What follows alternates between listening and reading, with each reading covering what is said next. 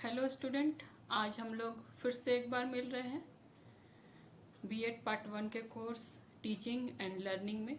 अभी तक हम लोग टीचिंग एंड लर्निंग के बहुत सारे कोर्सेज को देख चुके हैं और उस कोर्स में हम लोगों ने अभी तक देखा है गाइडेंस एंड काउंसलिंग में। और गाइडेंस एंड काउंसलिंग में आज हम लोग देखेंगे theoretical approaches to vocational development, व्यावसायिक विकास के सैद्धांतिक उपागम। हम जब किसी व्यक्ति के लिए ये राय देने जाते हैं एक शिक्षक के रूप में कि आपके लिए भविष्य में कौन से व्यवसाय अच्छे होंगे, किस व्यवसाय को लेकर के आप आगे बढ़ेंगे कि वो आपके लिए काफ़ी अच्छा फ्रूटफुल होगा, जिससे कि आप उसमें आगे चल करके विकास ले आ पाएंगे। और इस विकास से आप अपना ही उन्नति नहीं करेंगे, साथ ही साथ देश का उन्नति करेंगे, अपने राज्य की उन्नति करेंगे, अपने परिवार की उन्नति करेंगे। ये सारी उन्नति के बारे में एक शिक्षक होने के नाते उन्हें व्यावसायिक निर्देशन दिया जाता है। व्यावसायिक निर्देशन के लिए, व्यावसायिक विकास के लिए अगर किसी को ये बताना कि आप किस तरह से एक व्यक्ति के अंदर व्यावसायिक विकास को बढ़ा सकते हैं, या फिर कह सकते हैं कि एक व्यक्ति के अंदर व्यावसायिक विकास, या अपने लिए जब वो सोचता है कि वो किस तरह से किसी व्यवसाय को लेकर के अपने जीवन को चलेगा, तो इसके लिए उसके पास बहुत सारे बातें या बहुत सारी सोच आती है जो कि उसे उसके व्यावसायिक विकास के लिए आगे बढ़ाते हैं। आज हम लोग इसी व्यावसायिक विकास के अप्रोचेस या उपागम को डिस्कस करेंगे। ये जो निर्देशन के विकास के लिए सैद्धांतिक रूप से जो बातें कही गई हैं या अवधारणाएं बनाई गई हैं, वो उसमें कुछ इस प्रकार से डिस्कशन किया गया है। जैसे कि सबसे पहली बात आती है शील गुण एवं कारक सिद्धांत, ट्रेट एंड फैक्टर थ्योरी। दूसरा विकासात्मक सिद्धांत, डेवलपमेंटल थ्योरीज। और तीसरा संरचनात्मक सिद्धांत, स्ट्रक्चरल थ्योरी। इन तीनों का हम लोग बारीकी से देखेंगे। हम लोग इस विषय को बारीकी से जानने की कोशिश करेंगे कि कैसे एक व्यक्ति के अंदर ये व्यावसायिक विकास इन सारी बातों के, इस सारी सिद्धांतों के अंतर्गत आती है। सबसे पहले हम लोग देखेंगे शील गुण एवं कारक सिद्धांत, ट्रेट एंड फैक्टर्स थ्योरी। इस सिद्धांत का मूल बात यह है कि ये व्यावसायिक विकास के लिए या किसी ह्यूमन बीइंग में, किसी व्यक्ति के अंदर, उसके अंदर व्यावसायिकता को बढ़ावा देने के लिए, उसके विकास के लिए उसके अपने शील गुण को मुख्य मानती है। या फिर कह सकते हैं कि शील गुण कारक सिद्धांत उसके एक व्यक्ति के अपने शील गुण पे आधारित होकर के उसके व्यावसायिकता को बढ़ाती है। ये सिद्धांत इस बात को कहता है कि शील गुण पे आधारित व्यावसायिक विकास वो बातें होती है कि अगर अमुक व्यक्ति जिस व्यवसाय में वो काम कर रहा है या जिस व्यवसाय से वो संबंध रखता है, उस व्यवसाय में वो प्रगति करता है या उस व्यवसाय को वो अपनाता है। अगर हम आंकड़ों को देखें तो हम पाएंगे कि शील गुण के अपने स्वतंत्र फैक्टर्स या फ्री फैक्टर्स होते हैं, स्वतंत्र कारक होते हैं, जो कि ये बताते हैं कि किस प्रकार से शील गुण कारक जो है वो व्यावसायिक विकास को, वोकेशनल डेवलपमेंट को बढ़ाते हैं। यहाँ पे जो व्यावसायिक विकास के लिए जो शील गुण पे आधारित सिद्धांत की बातें कही जाती हैं, उसमें सबसे प्रमुख रूप में सबसे पहले इस शील गुण सिद्धांत को जो व्यावसायिक विकास के लिए है, उसको सबसे पहले फ्रैंक पार्किंसंस इसको बताते हैं अपने बुक चूजिंग ए वोकेशंस।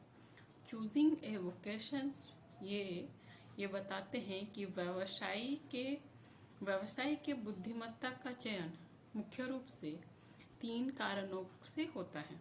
सबसे पहला, एक व्यक्ति जब किसी व्यवसाय को अपनाता है तो उस व्यवसाय को अपनाने के लिए वो व्यक्ति उसके लिए अपनी योग्यता, अपनी अभिवृत्ति, एटीट्यूड, क्षमता, कैपेसिटी और आकांक्षाएं और सीमाओं को स्पष्ट करता है और उसके साथ अपने संबंध को, व्यवसाय के संबंध को, जो कि उसके अपने पूर्व सिद्ध ज्ञान के पर आधारित रहता है, उन सारी बातों को मर्ज करके एक साथ इन सारी बातों को बताता है या दर्शाता है।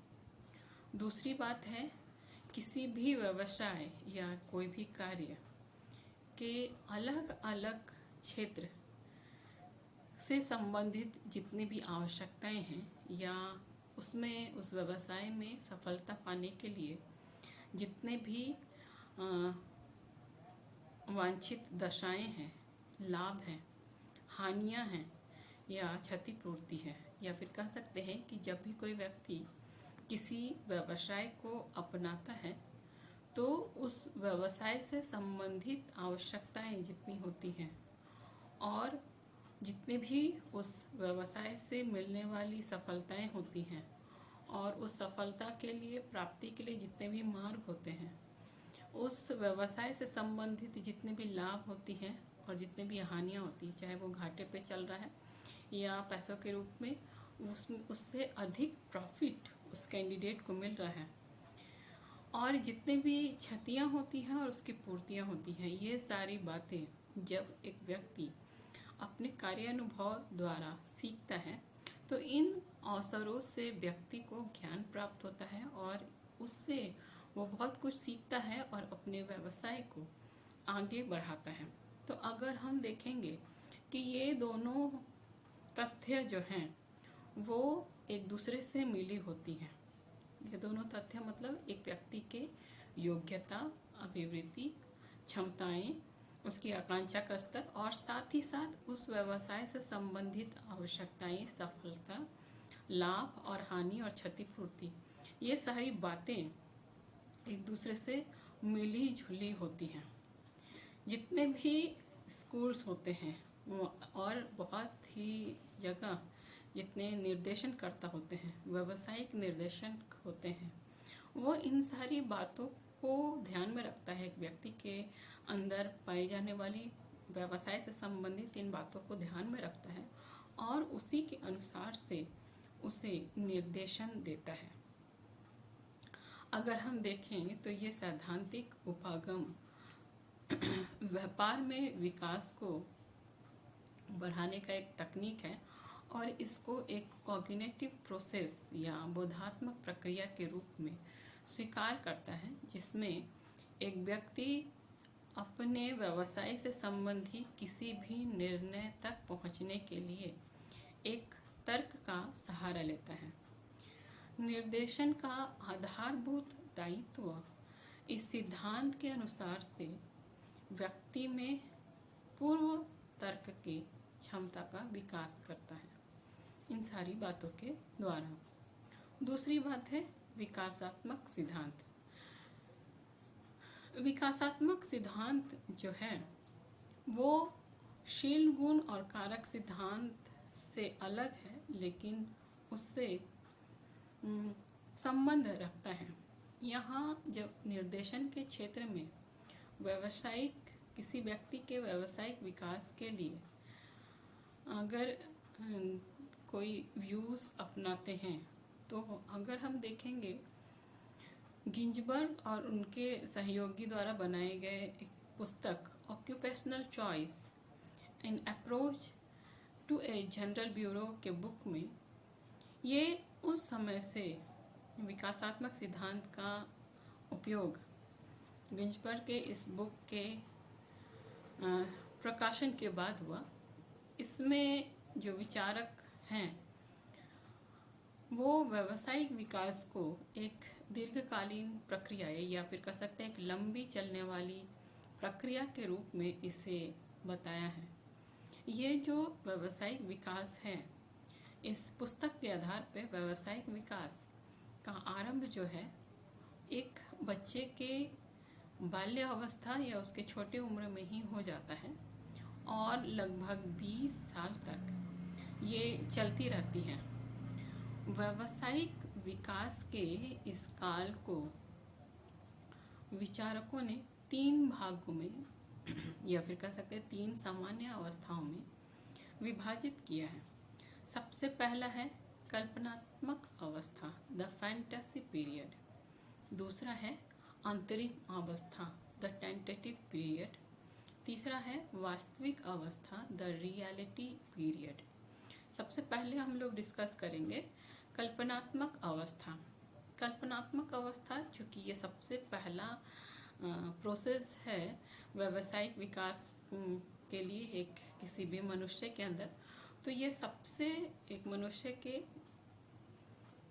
जन्म के बाद से स्टार्ट होता है और हम कह सकते हैं कि ये जीवन के एक मनुष्य के जीवन के प्रारंभिक 10 साल तक चलते रहता है। और इसमें बालक के सामने एक ये प्रश्न रहता है कि वो बड़ा होकर के क्या बनेगा, और इसमें अनेक कल्पनाएं उसके अंदर रहती है। तो इस कल्पना में जब बच्चा अपनी उम्र के 10 साल तक चलता रहता है तो वो आस पड़ोस के लोगों को देख करके, हर स्थिति को देख करके, भावनात्मक रूप से जुड़ करके वो ये सोचता रहता है कि बड़ा होकर के उसे क्या बनना है और किस तरह से बनना है, और उस व्यवसाय के लिए उसके पास अपनी अलग कल्पनाएं चलती रहती हैं। उसके बाद आता है अंतरिम अवस्था, द टेंटेटिव पीरियड। 10 साल के बाद से 11वीं साल से 17वीं साल तक ये अंतरिम अवस्था चलती रहती है, या फिर कह सकते हैं कि 11 से 17 वर्ष तक एक व्यक्ति के जीवन काल में व्यावसायिक अवस्था, व्यावसायिक विकास के लिए अंतरिम अवस्था रहती है। इस अवस्था में बालक का ध्यान अपने भविष्य के व्यवसाय के विभिन्न क्षेत्र की सीमाओं की ओर रहता है। इस अवस्था के विकास को कुल 4 चरण में बांट करके विचारकों ने इसका उल्लेख किया है। इसमें सबसे पहला जो चरण है वो है 11 से 12 साल तक।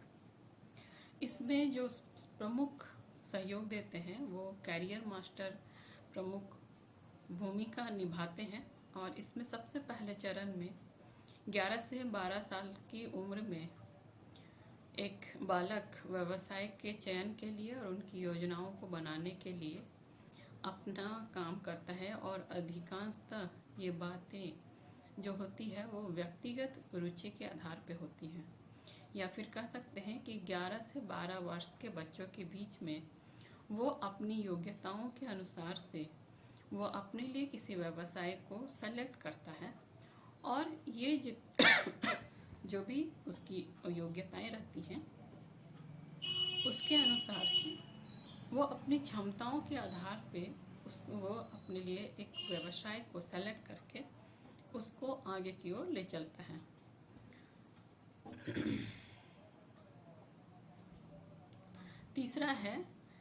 तीसरा चरण जो है वो है 14 से 15 वर्ष के मध्य में।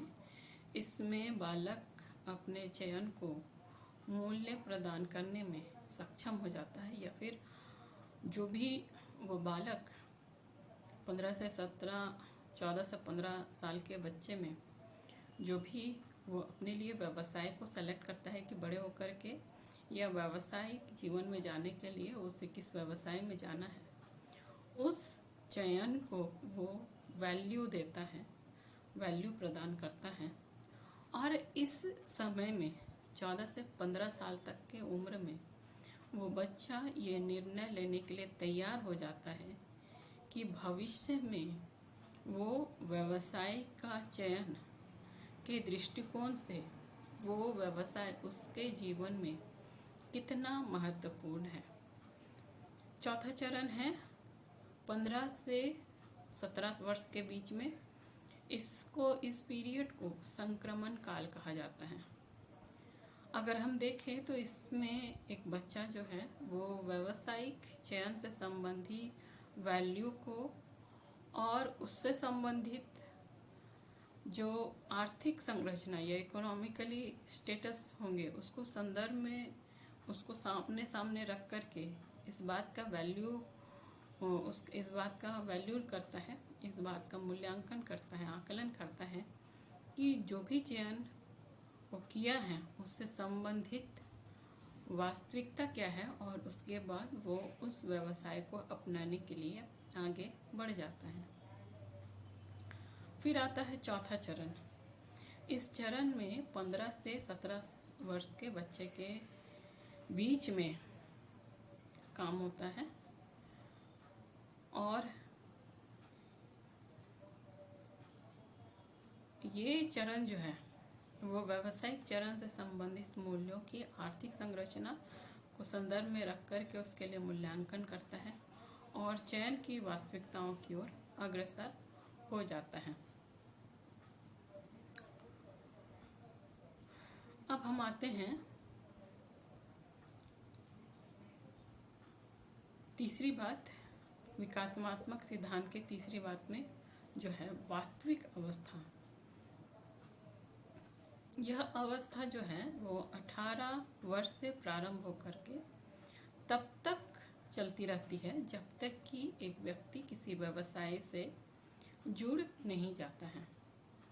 इस काल में व्यक्ति की विभिन्न व्यवसायों से के विषय में पूर्व ज्ञान को प्राप्त करने के लिए उन्मुख रहता है और इस काल में बहुत सारे खोज के बाद एक व्यक्ति अपने लिए किसी कैरियर को या किसी व्यवसाय को अपने जीवन के लिए अपनाने के लिए अंतिम निर्णय लेता है। विकासात्मक सिद्धांत के अंतर्गत ये जितने भी विकासात्मक विकास की व्यावसायिक विकास की बातें या अवस्थाओं को बताया गया है, यहाँ पे जितने भी वर्गीकरण कहे गए हैं, ये सारी बातें निर्देशन की दृष्टि से बहुत ही ज़्यादा उपयोगी है, क्योंकि इसी के द्वारा जो है वो बालक को किसी रूप में बड़े बनाने के लिए या प्रौढ़ बनाने के लिए अहम भूमिका निभाते हैं और इस प्रक्रिया को समझने में विशेष सहायता प्रदान करता है। व्यावसायिक विकास के क्षेत्र में गिंजबर्ग जो हैं और उनके जो सहयोगी हैं, उनके अतिरिक्त कुछ मनोवैज्ञानिक योगदान भी इसमें सामने आते हैं। जैसे रॉबर्ट हाविग्स्टन ने वो कहते हैं कि विभिन्न आयु स्तरों को लेकर के व्यावसायिक विकास के कालक्रम को अवस्थाओं में विभाजित करने का प्रयत्न किया जाता है। ये अवस्थाएं जो हैं वो निर्देशन के अंतर्गत मूलतः विकासिक कार्य या डेवलपमेंट टास्क के लिए या उसके विशिष्टीकरण के लिए की जाती है। हैविंगस्टन द्वारा बनाया गया व्यावसायिक विकास की अवस्था को हम इस रूप से समझ सकते हैं। पहला है तादात्मीकरण अवस्था या आइडेंटिफिकेशन स्टेज। ये अवस्था 5 से 10 साल के तक चलते रहती है। इस अवस्था में जो बालक है वो अपने परिवार के किसी कार्यकर्ता के साथ तादात्म्य या आइडेंटिफिकेशन स्थापित करता है और इस स्थापित करने के बाद वो उसमें आगे बढ़ता है। इस स्टेज में अधिकतर जिसके साथ वो आइडेंटिफिकेशन स्टेज स्थापित करता है वो उसका अपना पिता होता है या उसके अपने फादर होते हैं। और जैसे जैसे ये बालक ये समझने लगता है कि आगे को चल कर के वो एक बड़ा व्यक्ति, अपने पिता के समान बड़ा व्यक्ति या प्रौढ़ व्यक्ति बनेगा, वो उसी के अनुसार से उसकी भूमिकाएं पारिवारिक कार्य से संबंधित होते रखती है। इसके बाद दूसरी अवस्था है एक्विजिशन स्टेज। एक्विजिशन स्टेज या अर्जन अवस्था, ये अवस्था जो है 10 से 15 वर्ष के मध्य में चलती रहती है। इसमें जो बच्चा रहता है यह पूरी रूप से आधारभूत गुणों और योग्यताओं के अर्जन में संलिप्त रहता है। योग्यताओं को अपने लिए कलेक्ट करते रहता है, जिसके ही द्वारा वो किसी भी काम को प्राप्त करने में सफल हो सकता है।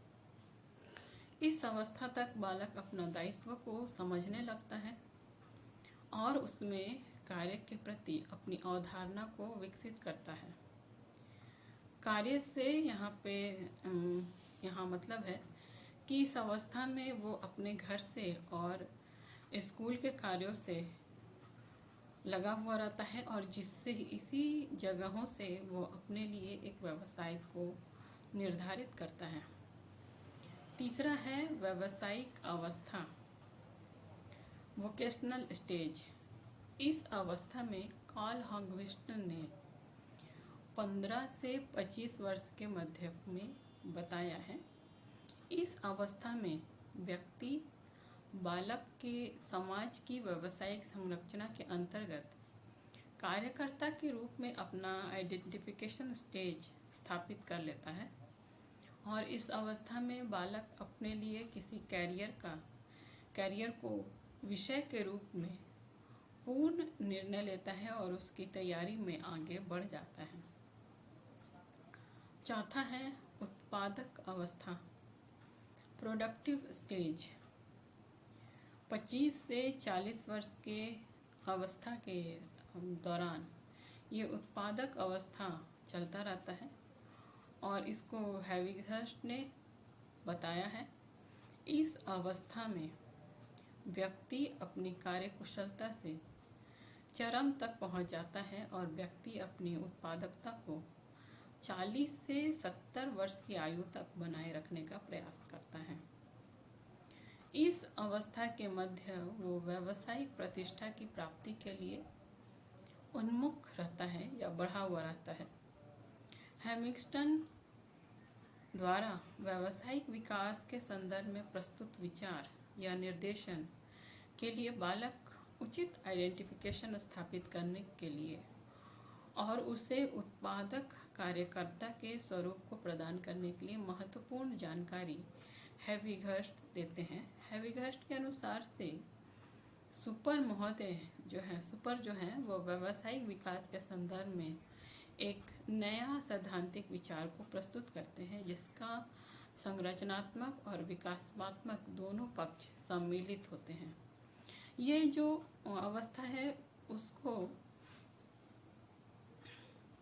सुपर ने 5 भागों में बांटा है और इसके लिए अलग अलग अवस्था को या अलग अलग विशेषता को, पांचों के लिए अलग अलग विशेषता को दिया है।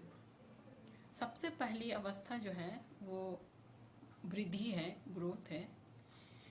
इसमें 15 वर्ष की आयु तक का समय दिया गया है।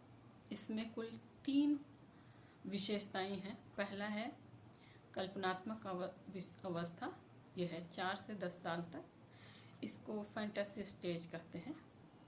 दूसरा है रुचि अवस्था, इंटरेस्ट स्टेज, यह है 10 से 12 साल के बीच में।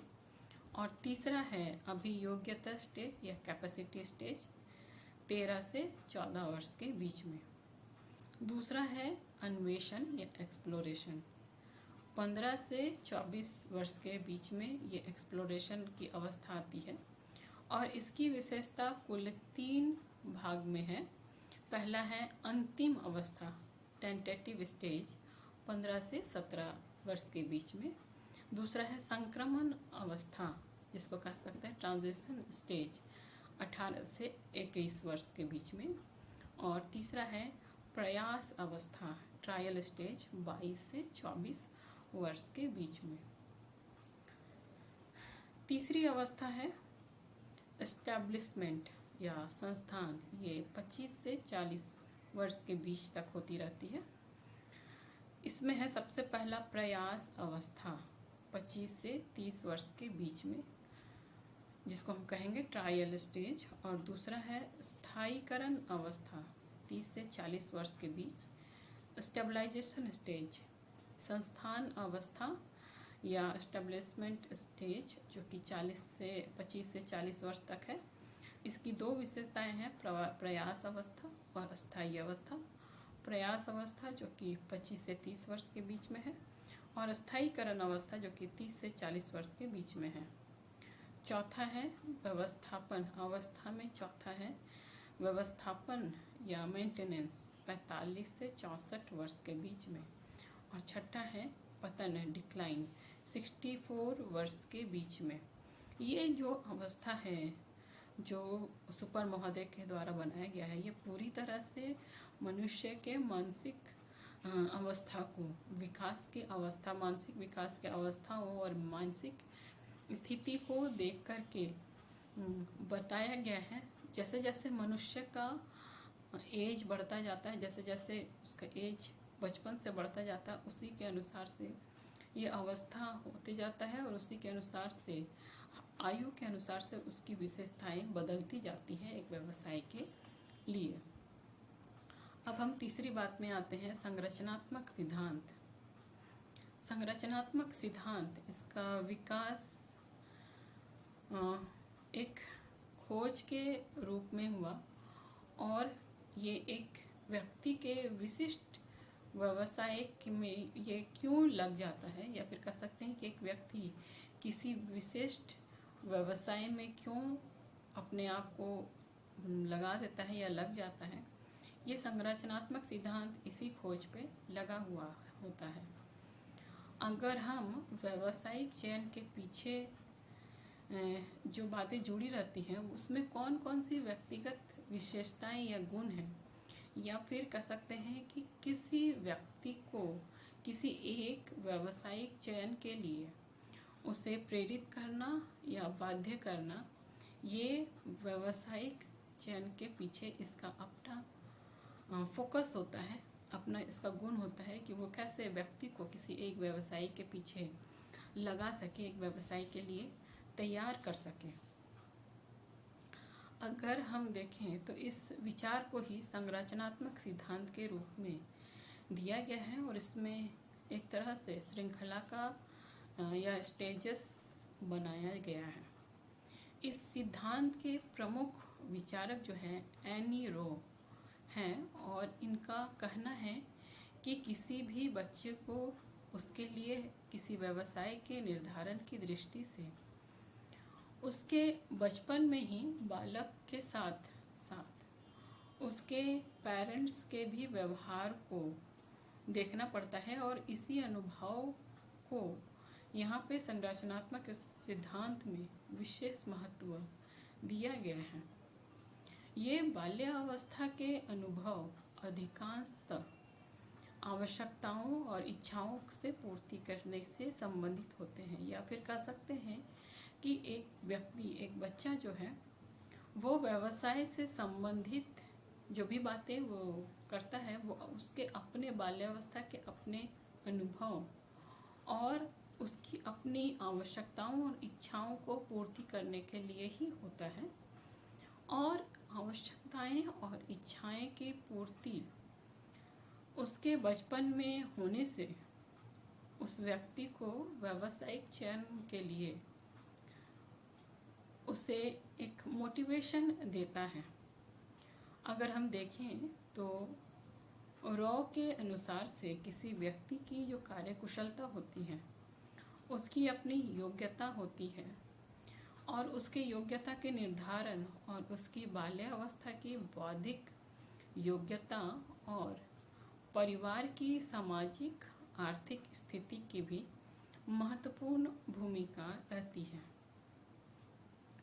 अगर हम देखें तो बच्चा जिस परिवार से या जिस बैकग्राउंड से संबंधित होता है, वो बचपन में ही उस अपने बैकग्राउंड से, अपने परिवार से इस तरह से प्रभावित होता है कि वो उसी तरह के कुछ व्यवसाय को चूज़ करना चाहता है जो उसके परिवार के सदस्य चूज करके अपने लिए संतुष्टि को अनुभव करते हैं, और इसी तरह से बच्चे भी अपने लिए संतुष्टि के अनुभव करने के लिए, काम करने के लिए लालायित होते हैं।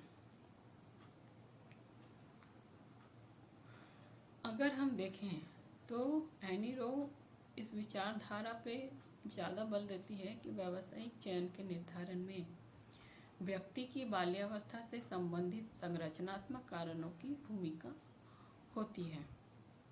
हॉलैंड के व्यावसायिक चयन के निर्धारण के संदर्भ में व्यक्तित्व प्रारूप या पर्सनालिटी टाइप की संरचनाओं को निर्धारक तत्व के रूप में स्वीकार किया है या कंफर्मेशन स्टेज के रूप में स्वीकार किया है। इसके अनुसार से व्यक्ति में 6 व्यक्तित्व संरचनाओं को वर्गीकृत किया गया है, जिसमें कुछ इस प्रकार से बातें आती हैं। सबसे पहला है रियलिस्टिक वास्तविक, दूसरा है बौद्धिक इंटेलेक्चुअल, तीसरा है सामाजिक सोशल, चौथा है परंपरागत कन्वेंशनल, पांचवा है उद्यमशील इंटरप्राइजिंग, और छठा है कलात्मक आर्टिस्टिक्स। व्यक्तित्व वाले व्यक्तित्व की संरचनाओं के रूप में वो वर्गीकृत किए हैं। हॉलैंड के अनुसार से व्यक्तित्ववादी व्यक्तियों में निम्न स्तरीय सामाजिक कुशलता एवं संवेदनशीलता पाई जाती है, और ये अंतर व्यक्तिगत और मौखिक कार्यकुशलता से संबंधित कार्यों से भागते हैं। बौद्धिक व्यक्तियों में चिंतन की योग्यता कार्य करने की अपेक्षा अधिक पाई जाती है। सामाजिक व्यक्तित्व वाले व्यक्ति शिक्षण जैसे कार्यों की ओर अधिक उन्मुख होते हैं। परंपरागत व्यक्तित्व वाले व्यक्ति पद, सम्मान, सत्ता और शक्ति से संबंध व्यवसायों में अधिक रुचि रखते हैं। बहुत ही मेहनत करने वाले व्यक्तित्व प्रधान व्यक्ति वो बोलचाल में बहुत ही चतुर होते हैं और लोगों पर प्रभाव जमाने में उनकी अपनी अधिक रुचि होती है। कला के प्रेमी व्यक्ति या कलात्मक व्यक्तित्व वाले लोग आत्माभिव्यक्ति या फिर अपने आप को दूसरों के सामने प्रकट करने को सबसे ज़्यादा महत्व देते हैं, और व्यवसाय के अंदर भी ये अपनी इन्हीं बातों को ध्यान में रख करके चलते हैं। सुपर के सिद्धांत में भी संरचनात्मक पक्ष को बल दिया जाता है। सुपर के अनुसार से एक व्यवसाय के चयन के माध्यम से व्यक्ति अपने आत्म प्रत्यय या सेल्फ कॉन्सेप्ट को अभिव्यक्ति प्रदान करता है। अन्य शब्दों में सुपर यह स्वीकार करता है कि आत्म प्रत्यय का संरचनात्मक पक्ष ही व्यक्ति के व्यावसायिक चयन का आधार होता है। व्यावसायिक निर्देशन के क्षेत्र में सैद्धांतिक विचारधाराएं विशेष महत्व देती है, क्योंकि व्यवसाय के लिए निर्धारक शील गुण के कारक, शील गुणों और कारकों और उसका विकास विभिन्न अवस्थाओं में व्यक्ति की आवश्यकताओं और व्यक्तित्व की संरचना का ज्ञान, निर्देशक के प्रभावक निर्देशन, नियोजन एवं प्रबंध की दृष्टि का आधारभूत स्थिति है। अब हम लोग आते हैं व्यावसायिक निर्देशन की प्रक्रिया में। Process of vocational guidance.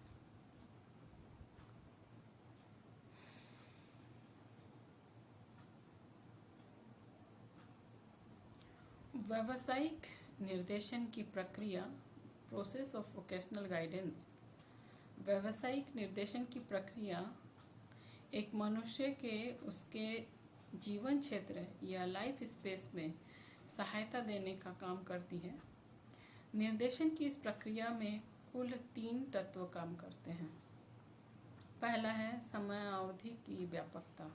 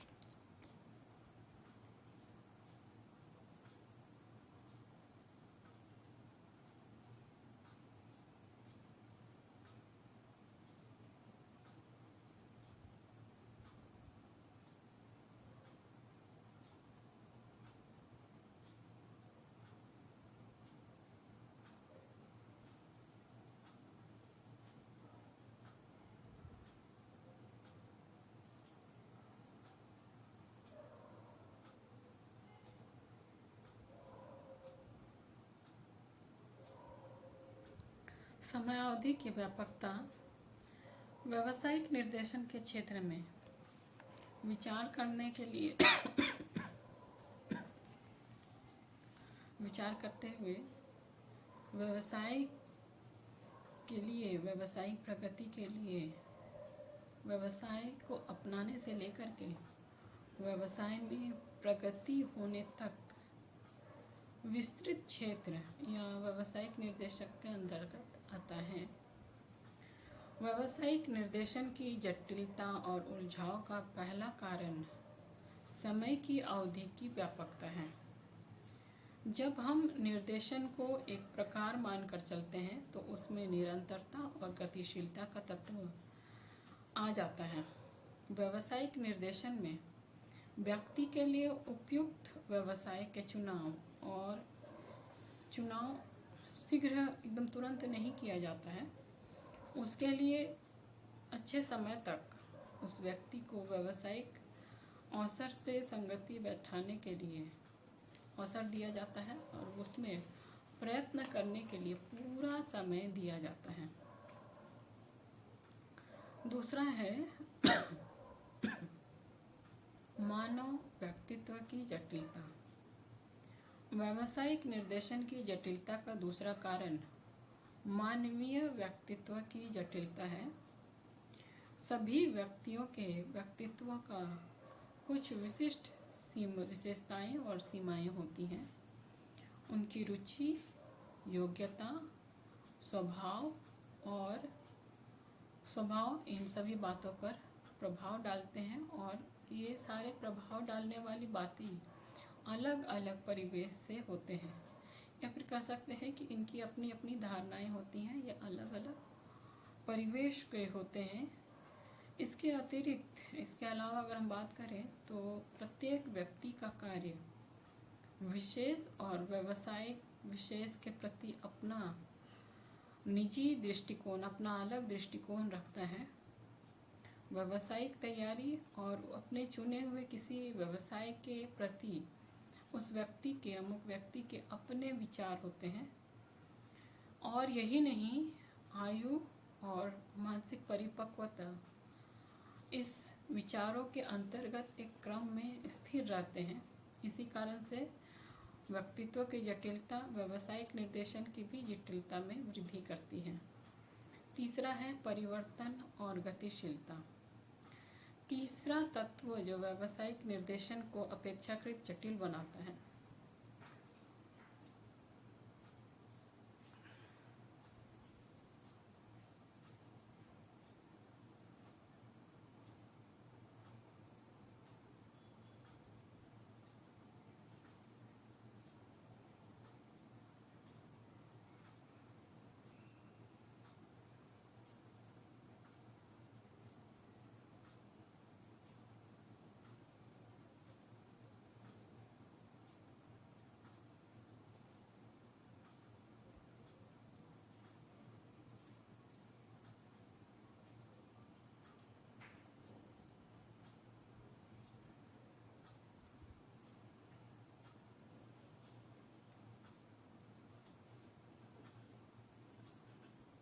परिवर्तन एवं गतिशीलता, ये तीसरा तत्व है जो व्यावसायिक निर्देशन को जटिल बनाता है। अत्यंत जटिल और तेजी से बदलते हुए कार्यक्षेत्रों से संबंधित रहता है। हजारों की संख्या में कार्यक्षेत्र एक मनुष्य के सामने उपलब्ध होता है और उसमें प्रवेश और सफलता की संभावनाएं अलग अलग होती हैं। अनेकों व्यवसाय के बारे में जानकारी हमारे पास उपलब्ध होते हैं और जिनकी ओर अनेक व्यक्ति अलग अलग तरीके से आकर्षित होते हैं। बहुत सारे ऐसे व्यवसाय भी होते हैं जिनकी जानकारी लेने के लिए, जिनकी जानकारी देने के लिए व्यावसायिक परामर्शदाता और कैरियर मास्टर अपने अनुभव से निर्देशन देते हैं लोगों को, और इसके बारे में जो जानकारी प्राप्त होती है व्यावसायिक परामर्शदाता उसे जानकारी देते हैं। इसके अलावा कार्यों के बारे में भी अलग अलग कार्यों के बारे में भी उनको जानकारी दिया जाता है। परामर्शदाता या निर्देशक व्यक्ति को उसकी अपनी रुचि, क्षमता, भावनात्मक स्थितियाँ, उसकी अपनी मन की स्थिति और उसके व्यवसाय में सफलता की दृष्टि से जितने भी किए जाने वाले व्यावसायिक कारकों के बारे में बताना होता है और उसके बारे में निर्णय लेना होता है। अगर हम देखें तो व्यवसाय का कार्य जो है वर्तमान और गतिशील और परिवर्तनशील प्रकृति भी व्यावसायिक निर्देशन की प्रक्रिया को जटिल बनाते हैं। व्यावसायिक निर्देशन केवल व्यावसायिक समस्याओं से ही नहीं, व्यक्ति की शैक्षिक और व्यक्तिगत समस्याओं को भी अपने आवश्यकता अनुसार अपने व्यावसायिक क्षेत्र में स्वीकार करते हैं और व्यवसाय के चुनाव को दृष्टि में रखकर जहां व्यक्ति की शिक्षा की योजना को निश्चित किया जाता है, वहीं व्यक्ति के स्वास्थ्य और उसकी आर्थिक स्थिति, माता पिता का दृष्टिकोण, सामाजिक स्थिति आदि के बातों का ध्यान व्यावसायिक निर्देशन में रखना पड़ता है, जो कि इस प्रक्रम को अपेक्षाकृत जटिल बनाती जाती है। छठा है व्यावसायिक निर्देशन और शैक्षिक निर्देशन के बीच में संबंध, relation of vocational and educational guidance. निर्देशन एक संपूर्ण प्रक्रिया है। सभी प्रकार का निर्देशन अंततः एक खास लक्ष्य की ओर लेकर के चलता है और वह लक्ष्य है व्यक्ति के जीवन की संभावित पूरी तरह से या सर्वांगीण उन्नति और सफलता, जो उसको समाज में आगे बढ़ाएगा। इस दृष्टि से शैक्षिक और व्यावसायिक दोनों प्रकार के निर्देशन का एक घनिष्ठ या फिर कह सकते एक निकट संबंध है। शिक्षा का महत्वपूर्ण उद्देश्य यह है कि व्यक्ति को जीविका अर्जन करने के योग्य बनाना। कोई भी शिक्षा योजना तब तक सफल नहीं हो पाती है जब तक वो व्यक्ति के व्यावसायिक पहलू को उस अपने अंदर समाविष्ट ना कर ले। इकोनॉमिकली जीवन एक मनुष्य के लिए बहुत ही जरूरत या जरूरी वस्तु माना गया है, इसलिए किसी भी व्यक्ति को धन को अर्जित करने की योग्यता को विकसित करने के लिए महत्वपूर्ण स्थान देती है। इसी प्रकार से व्यावसायिक निर्देशन का आधार शैक्षिक उपलब्धि एवं सफलता, शैक्षिक सफलता का आधार समुचित शैक्षिक निर्देशन है, ऐसा माना जाता है। इसलिए व्यावसायिक निर्देशन शैक्षिक निर्देशन की उपेक्षा नहीं कर सकता है। शैक्षिक निर्देशन पे व्यावसायिक दृष्टिकोण का प्रभाव रहता है और बिना समुचित शैक्षिक निर्देशन के व्यावसायिक निर्देशन का कोई भी कार्य अपूर्ण रहता है। दोनों के बीच का अंतर, कारक और महत्व दोनों समान रूप में पाई जाती है। व्यावसायिक निर्देशन में व्यावसायिक दृष्टिकोण को प्रमुखता दी जाती है, जबकि शैक्षिक निर्देशन में शिक्षा क्षेत्र की उपलब्धि और विद्यालय जीवन में समायोजन इसका मुख्य उद्देश्य होता है। अब हम आते हैं, बात करते हैं शिक्षा के विभिन्न स्तरों पर व्यावसायिक निर्देशन, vocational guidance at the different stages of education.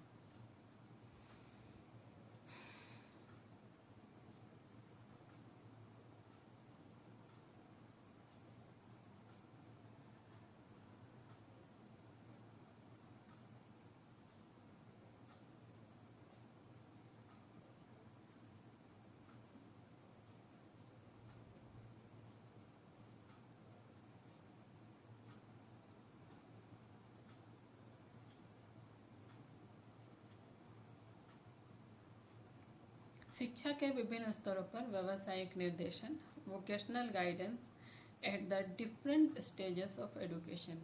पहला है प्राथमिक स्तर, एलिमेंट्री स्टेज। प्राथमिक स्तर पर यह स्पष्ट रूप में हम देख सकते हैं कि व्यावसायिक निर्देशन बिना किसी स्कूल के सहयोग के अपने उद्देश्य में सफलता प्राप्त नहीं कर सकता है। ऐसा अनुभव किया जाता है कि किसी भी कार्य के प्रति बालक को लगाने के लिए, उसकी ओर उन्मुख करने के लिए सबसे पहला कारक जो होता है वो प्राथमिक शिक्षा होता है। और इसलिए ये प्रयत्न किया जाना चाहिए कि हर बालक को प्राथमिक शिक्षा दिया जाना चाहिए। प्राथमिक शिक्षा की योजना इस ढंग से बनाई जानी चाहिए कि व्यावसायिक निर्देशन वोकेशनल गाइडेंस का कार्यक्रम को सफल बनाने के लिए इसमें करियर मास्टर सहायक सिद्ध हो सके। प्राथमिक स्तर पर व्यावसायिक निर्देशन का नींव तैयार करना और पाठ्यक्रम और करिकुलम सिलेबस के माध्यम से आधारभूत कौशल जो एक बच्चे के अंदर में हो सकता है पाठ्यक्रम से या करिकुलम से, सिलेबस से, और उसके लिए उस करिकुलम के लिए व्यावसायिक तौर पे दृष्टिकोण का विकास किया जाए और इस कार्य में जो सफलता के लिए जो भी कारक आवश्यक होंगे वो किए जाएं।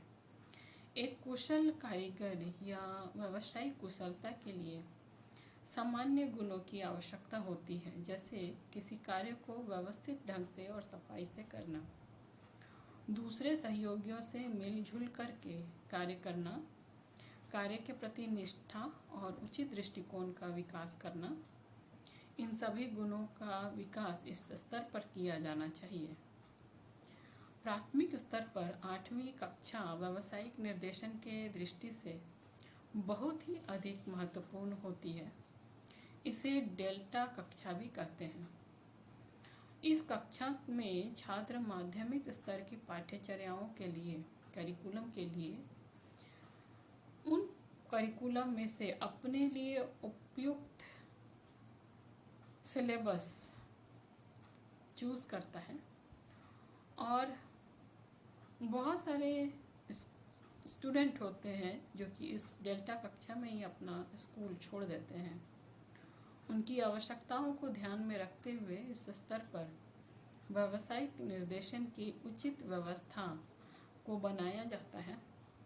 व्यावसायिक करिकुलम और ट्रेनिंग स्पेस और माध्यमिक शिक्षा की तैयारी, ये सभी समस्याएं छात्रों को इस स्तर पर व्यावसायिक निर्देशन देती है और इसके लिए करियर मास्टर की पर्याप्त आवश्यकता होती है।